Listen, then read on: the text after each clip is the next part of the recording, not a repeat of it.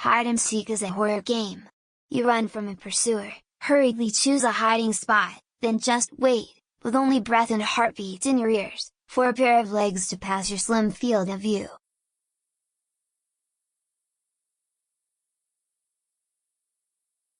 They stop. You stop breathing. They pass. You start breathing. And then they're back, you're caught, the game is over. It's a design that horror games have always favored, but we're most shocked by using the moment of being found. Little Nightmares captures something more nuanced, that creeping fright of waiting to be caught.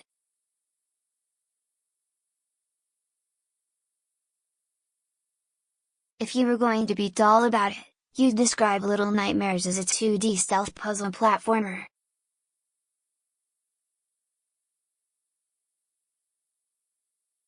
Guiding a tiny, raincoated character called Six from left to right through the sea-swaying innards of the Maw, an ocean facility with a slowly revealed, despicable purpose, is a matter of avoiding instant death fizzard and gentle puzzling about how to proceed, but it rarely feels as plainly mechanical as that.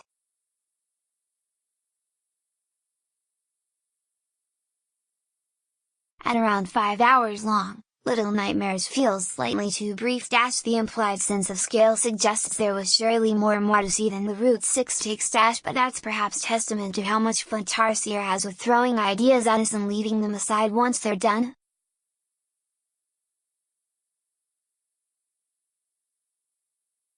Little Nightmares' closest relatives are Playdead's exemplary Limbo and Inside, not just because of its faint glee at the idea of a child in mortal peril, but in how cleverly it braids together puzzle design and storytelling.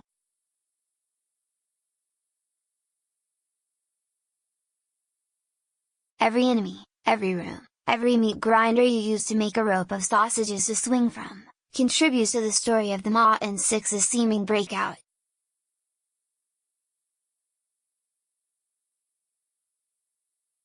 It's quietly masterful, not least for a studio releasing its first original game, and never more so than in the giant, twisted figures of those trying to stop you proceeding.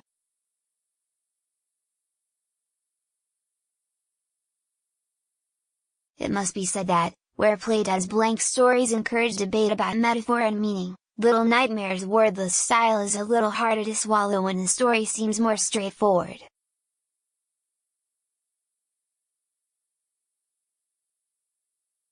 Getting to know why Six is the way she is, I'll say no more on that, feels as though it would have added to the experience, rather than ruining any mystique.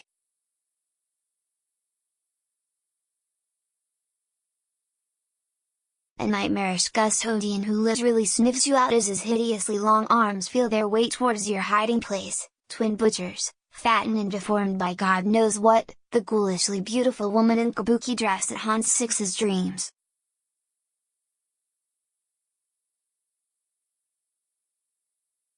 Each owns a stretch in the rooms you need to pass through and, as you're forced to watch their grim, if oddly mundane, business at hiding, each teach you a little more about just how bad a situation Six is in.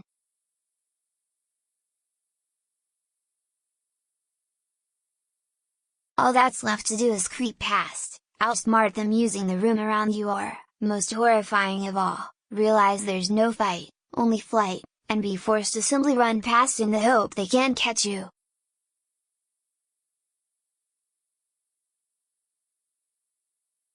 Developer Tarsier doesn't shy away from showing them in their full, grim glory.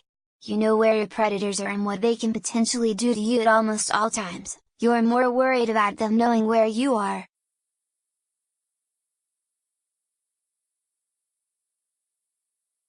I don't recall a single jump scare in the entirety of the Little Nightmares runtime, but I know I yelped as the butcher wheezed and stooped to check under the greasy workbench I was hiding beneath, or as something chased me through a room neck deep with shoes, an admittedly uneasy callback to Holocaust imagery.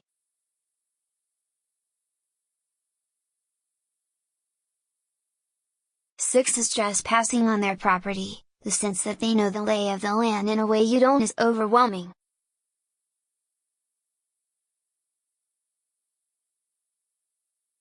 The Maw itself is something like the world's worst doll's house, the front walls wrenched away and its themed rooms built to absurd dimensions, made to reflect a small child's view of a giant, adult world.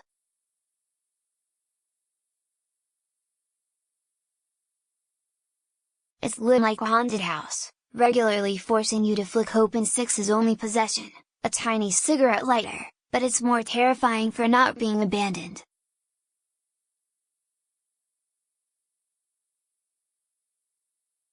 This place, with its nurseries full of restlessly sleeping children, curious packages transported by hook, and some truly disgusting visitors, is grotesquely functional.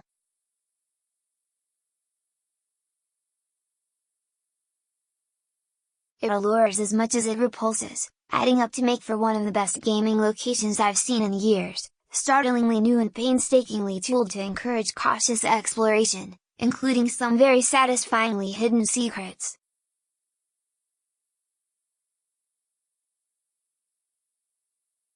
Its dioramas are beautifully drawn and wonderfully tactile, allowing you to build makeshift staircases out of gargantuan filing cabinet drawers or climb up curling furniture to out-of-sight shelves.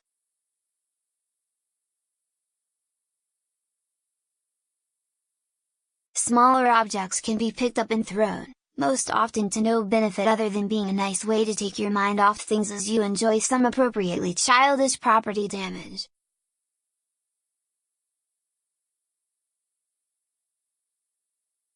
On a side note, I don't think I've ever enjoyed the soft flump of jumping on a digital bed like I have in Little Nightmares.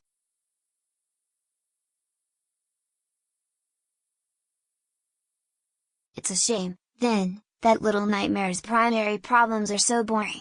Its 2.5D setup, Six can creep some way up the Z-axis in every environment, makes certain moments of precision platforming simply irritating, specifically when you jump slightly at the wrong angle and tumble unnecessarily into an abyss.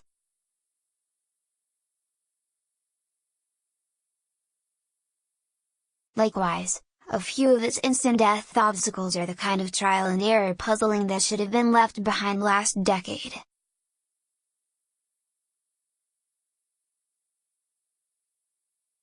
Couple that with inconsistent checkpointing and long load times, a trade-off presumably made to allow entire chapters of the game to be played seamlessly, and death can become more frustrating than frightening.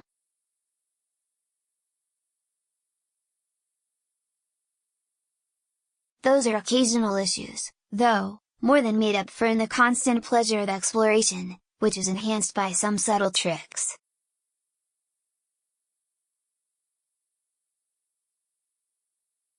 Environments are often built just bigger than the camera's field of view can handle, almost daring you to look into their dark corners, occasionally revealing the horrors to come a little earlier than you might expect.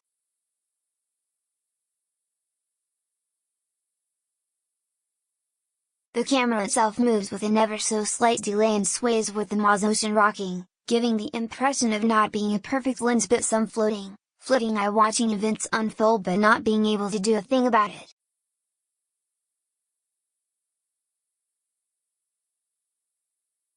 There's much more to enjoy, from the lovely way Six cradles her lighter while she runs to stop it going out, to boss battle sections that require you to outthink your potential captors across multiple rooms, constantly re-evaluating where they could emerge from, to the point where you simply cower in a dark place, just in case there will breaks before yours.